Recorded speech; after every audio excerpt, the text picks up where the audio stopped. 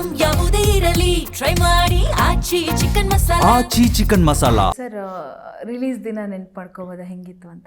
ನಿಮ್ಮ ಸಿನಿಮಾ ಮೊದಲ direction cinema, theatre, ಅವಾಗೆಲ್ಲ ಹೆಂಗೆ ಸರ್ ಆಡಿಯನ್ಸು? ಅದೇನಾಗಿತ್ತು ಅಂದರೆ ಅಷ್ಟರೊಳಗೆ ಒಂದು ಆರಾ ಕ್ರಿಯೇಟ್ ಆಗಿತ್ತು. ಅದು ಹೇಗೋ ತುಂಬ ಜನ ನೋಡಿದವರು ಅದ್ರ ಬಗ್ಗೆ ಬರೆದ್ರು, ತುಂಬ ಚೆನ್ನಾಗಿ ಬಂದಿದೆ ಸಿನಿಮಾ ಅಂತೆಲ್ಲ ಅಂದರು. ಹಾಗಾಗಿ ಐ ಥಿಂಕ್ ಅದು ಯಾವುದು ಪೂರ್ಣಿಮಾ ಥಿಯೇಟ್ರು ಕಲಾಕ್ಷೇತ್ರ ಪಕ್ಕ ಇದೆ, ಅಲ್ಲಿ ನಾವು ಪ್ರೆಸ್ ಶೋ ಇಟ್ಟಿದ್ದು. ಪ್ರೆಸ್ ಶೋದಾಗ ಎಲ್ಲ ಪ್ರೆಸ್ನವರು ಬಂದಿದ್ದರು.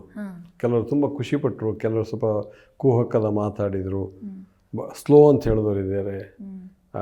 ಆದರೆ ಅಷ್ಟರೊಳಗೆ ಏನಾಗಿತ್ತು ಅಂದರೆ ತುಂಬ ಜನ ಕನ್ನಡದಲ್ಲಿ ಇಲ್ಲಿವರೆಗೆ ಬಂದಂಥ ಶ್ರೇಷ್ಠ ಸಿನಿಮಾ ಅನ್ನೋ ಥರ ಪೇಪರಲ್ಲೆಲ್ಲ ಬಂದು ಹೋಗ್ಬಿಟ್ಟಿತ್ತು. ಅದು ಆಮೇಲೆ ಇಂಟರ್ನ್ಯಾಷನಲ್ ಅಟೆನ್ಷನ್ ಕೂಡ ಬಂತು ಅದಕ್ಕೆ.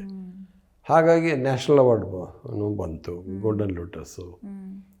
ಹಾಗಾಗಿ ಸಹಜವಾಗಿ ಎರಡು ತರಹದ ಒಂದು ಕುಹಕದ ಇದು ಇತ್ತು, ತುಂಬ ಹೊಗಳಿಕೆ ಪ್ರಶಂಸೆಯ ಇದು ಇತ್ತು. ಒಂದು ಫುಲ್ ಡೇ ಸೆಮಿನಾರ್ ಆಯಿತು ಘಟ್ಸದ ಬಗ್ಗೆ. ನಾನು ಹೆಚ್ಚು ಘಟ್ಸದ ಇದನ್ನು ನಾನು ಎಂಜಾಯ್ ಮಾಡೋಕ್ಕಾಗಲಿಲ್ಲ, ಯಾಕಂದರೆ ಘಟ್ಸದ ಬಿಡುಗಡೆ ಆಗೋ ಸಮಯದಲ್ಲಿ ನಾನು ಶಿವರಾಮ್ ಕಾರಂತರು ಒಂದು ಸಿನಿಮಾ ಮಾಡ್ತಾಯಿದ್ರು. ಕೆ ವಿ ಸುಬ್ಬಣ್ಣವ್ರು ಕಾಗದ ಬರೆದ್ರು, ಶಿವರಾಮ್ ಕಾರಂತರು ಸಿನಿಮಾ ಮಾಡ್ತಾಯಿದ್ದಾರೆ, ಹೋಗಿ ಸಹಾಯ ಮಾಡು ಅಂತ. ನಾನು ಶಿವರಾಮ್ ಕಾರಂತರ ಜೊತೆಗಿದ್ದೆ. ಹಾಗಾಗಿ ಇಲ್ಲಿಯ ಸಂಭ್ರಮವನ್ನು ನಾನು ಎಂಜಾಯ್ ಮಾಡೋಕ್ಕಾಗಲಿಲ್ಲ. ಓಕೆ. 1979 ಆಕ್ರಮಣ ನೆನ್ಪು ಮಾಡ್ಕೊಳ್ಳಿ ಸರ್. ಆಕ್ರಮಣ ಏನಾಯಿತು ಅಂದರೆ, ಆಕ್ರಮಣ ನನ್ನ ಆಯ್ಕೆಯ ಸಿನಿಮಾ ಅಲ್ಲ. ಘಟ್ಸದ ಯಶಸ್ವಿ ಆದಾಗ ಆವಾಗ ತುಂಬ ಜನ ಸಿನಿಮಾ ಮಾಡುವ ಉಮೇದಿತ್ತು ತುಂಬ ಜನಕ್ಕೆ.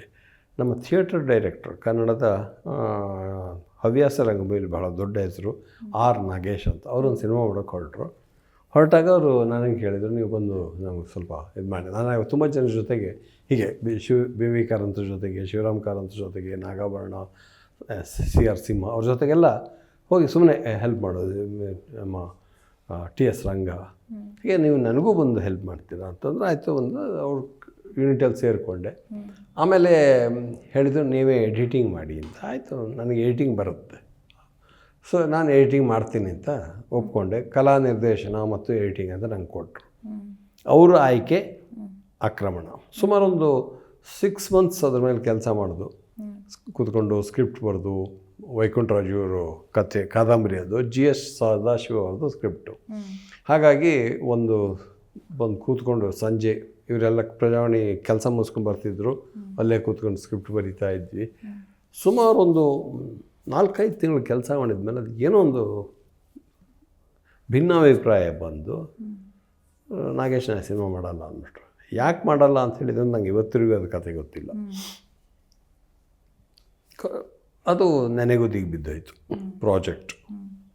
ಮಾಡಿದಾಗ ಏನು ಮಾಡೋದು, ಇಷ್ಟು 6 ತಿಂಗಳು ಕೆಲಸ ಹೋಯ್ತಲ್ಲ. ಸೊ ವೈಕುಂಠರಾಜು ಭಾಳ ಬೇಜಾರು ಮಾಡಿಕೊಂಡ್ರು, ಎಲ್ಲರ ಶ್ರಮ. ಯಾಕಂದರೆ GS ಸದಾಶಿವ ಅವ್ರನ್ನ ಕೂರಿಸ್ಕೊಂಡು ಮಾಡಿದ್ದು ಅಂತೆಲ್ಲ.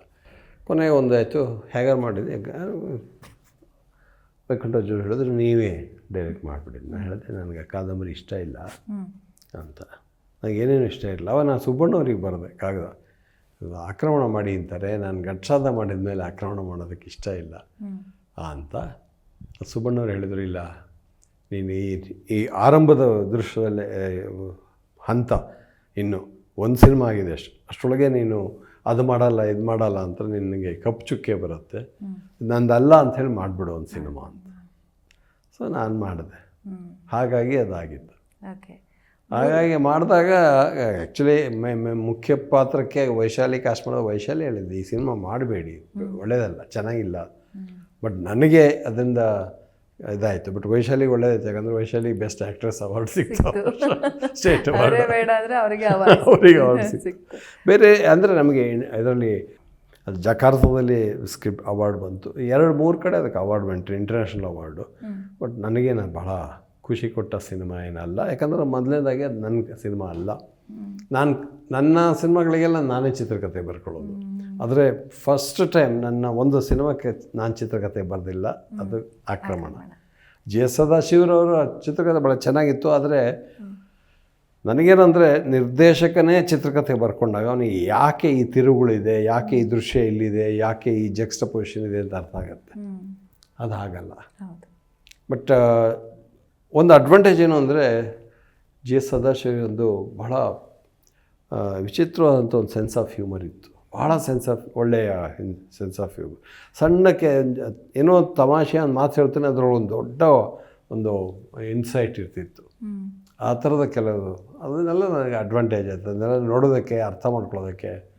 ಆ್ಯಂಡ್ ಜೊತೆಗೆ ಅವರೆಲ್ಲರೂ ಶೂಟಿಂಗ್ ಟೈಮಲ್ಲಿ ಇರ್ತಿದ್ರು. ಬಿ ವಿ ವೈಕುಂಠರಾಜ್ ಅವ್ರ ಜೊತೆಗೆ ಇರ್ತಾಯಿದ್ರು. ಸೊ ಒಡನಾಟ ಚೆನ್ನಾಗಿ ಬಂತು.